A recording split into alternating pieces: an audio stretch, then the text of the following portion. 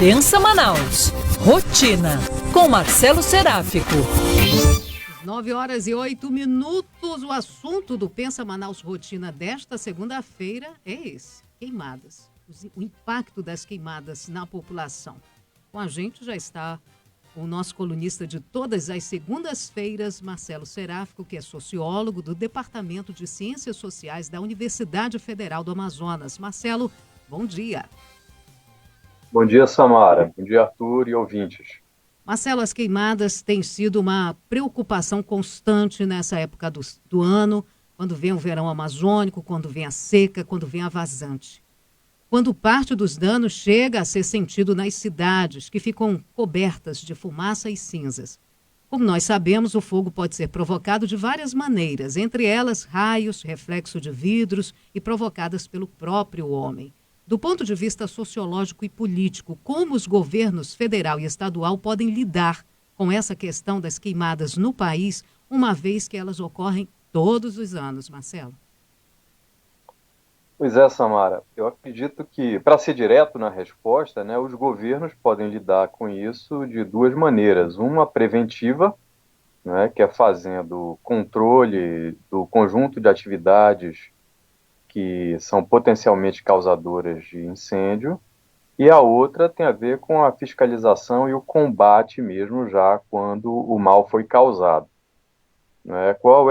Quais são os problemas que nós temos experimentados ao longo dos últimos anos, e o que se aponta aí é um agravamento desse problema nessa década, com 2 anos, 2020 e 2017, sendo aqueles, como apontou a ótima matéria da Cindy Lopes, aqueles em que se registram o maior número de casos de queimadas. Por que isso está acontecendo e qual é a maneira de se combater? Os motivos podem ser vários, o que são motivos desde aqueles que se replicam ao longo do ano, os focos de queimada tendo a ver com a manutenção das condições de subsistência de pequenos grupos humanos, até, nos casos mais graves, e aí, de fato, problemáticos, aqueles focos de incêndio decorrentes da expansão da fronteira agrícola, ou, como apontou o Carlos Durigan, da ocupação com muita frequência ilegal e violenta de unidades de conservação e de terras indígenas por pessoas dedicadas a atividades normalmente ilegais. Então, você tem um conjunto de processos que contribuem para isso. O que explica, porém, o aumento desse número de casos, além da expansão evidente, pelas imagens de satélite, é que se torna um grande debate colocado pelo vice-presidente da República.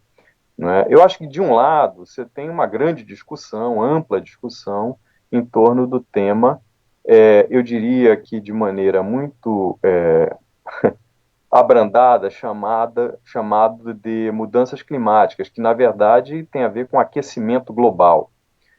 E, de outro, é como, num mundo marcado pelo aquecimento global, há governos, como é o caso do atual governo brasileiro e do que o antecedeu, e mesmo do governo anterior, que estimulam determinados tipos de atividade que são predatórias do ambiente. Que atividades são essas?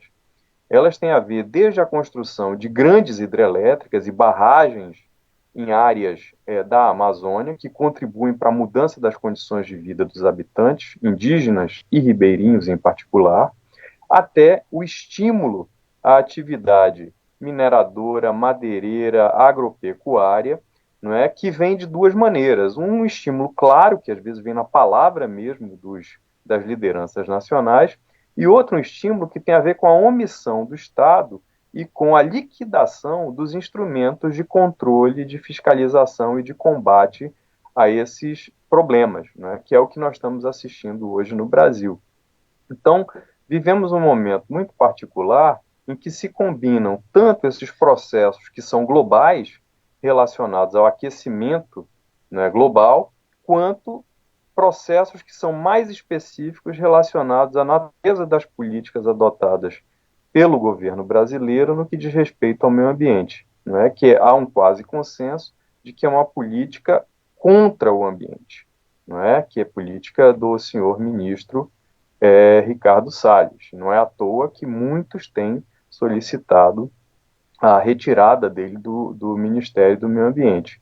E isso termina fragilizando o conjunto do sistema de combate a esse tipo de problema, mas também as outras medidas que têm a ver com terras indígenas, com unidade de conservação ou com tentativas, por exemplo, de políticas de desenvolvimento que tenham como foco também a proteção ambiental, essas políticas todas vão sendo colocadas de lado, né? Então é um problema muito grave que envolve vários aspectos políticos e cujo o resultado, para voltar à questão inicial formulada por Samara, é uma precarização ainda maior das condições de vida daquelas populações que dependem da natureza para manter, e digamos assim, do contato mais imediato com o ambiente para manter suas condições de vida, que são ribeirinhos, indígenas, né, pescadores, pequenos agricultores, o pessoal da agricultura familiar e por aí vai.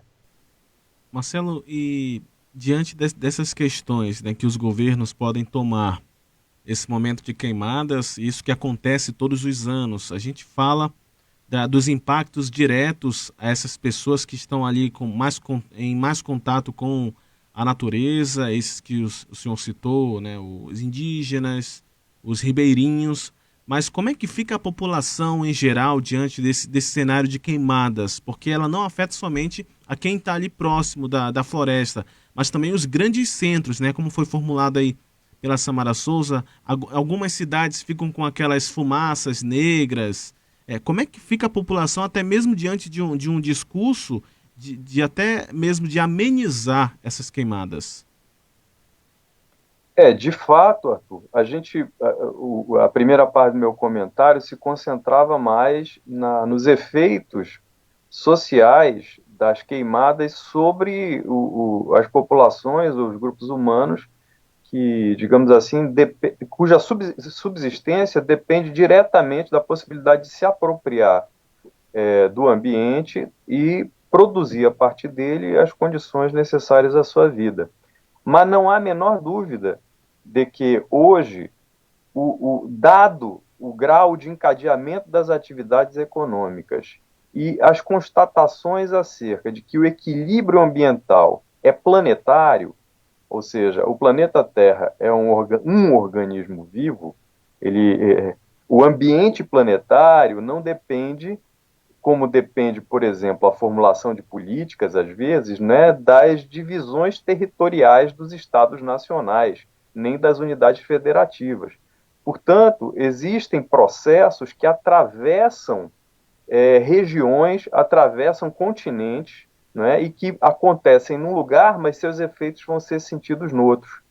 Nós temos experimentado, como Samara também apontou, isso desde já há algum tempo, né? Grandes secas tendo efeitos, por exemplo, nas quantidades de fumaça, grandes queimadas, na quantidade de fumaça que se verifica não no lugar apenas em que o fogo foi ateado, mas em outros lugares em que vão acontecer chuvas tóxicas ou processos em que a seca de rios tem interferência no próprio processo de reprodução da vida dos peixes que são pescados em outro lugar que não nas cabeceiras daqueles rios em que o problema acontece. Quer dizer, nós aqui em Manaus temos todo ano esse fenômeno. Orlando Câmara sempre chama atenção para isso, que é o da fumaça na época das queimadas, né, que toma a cidade de Manaus.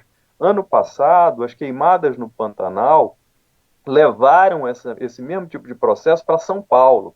Quer dizer, o modo de compreensão desse problema não se restringe ao lugar em que ele se manifesta, na medida em que existem relações entre os ciclos da água, as correntes de vento, não é? O professor Paulo Artacho, que foi citado na matéria anterior, é um dos maiores especialistas do mundo no tema.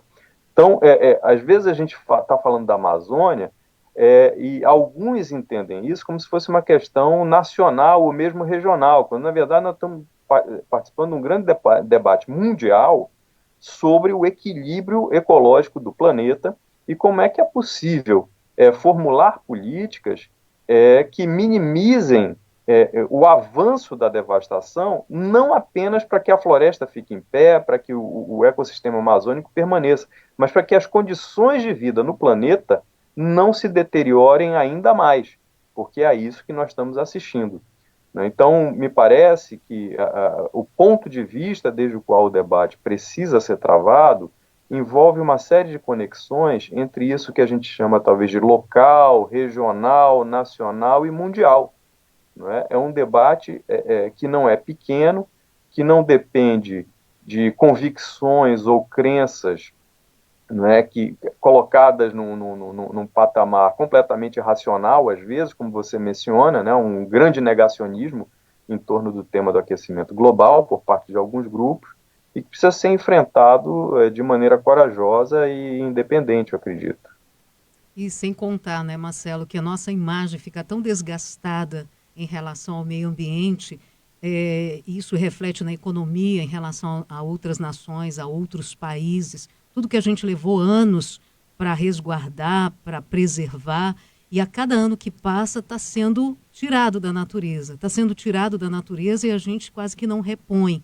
E é complicado isso, e é bom que realmente os governos, tanto municipal, estadual e federal, pensem nisso, pensem na nossa saúde, no nosso meio ambiente, porque isso requer saúde, e pense também na economia do país, porque, claro, isso reflete ações fora do país na hora de negociar alguma coisa.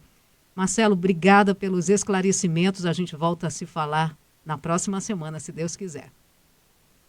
Tá bom, muito obrigado, Samara, a tu e a todos os ouvintes. Até a próxima semana com menos fumaça e mais céu azul. Até mais, Marcelo.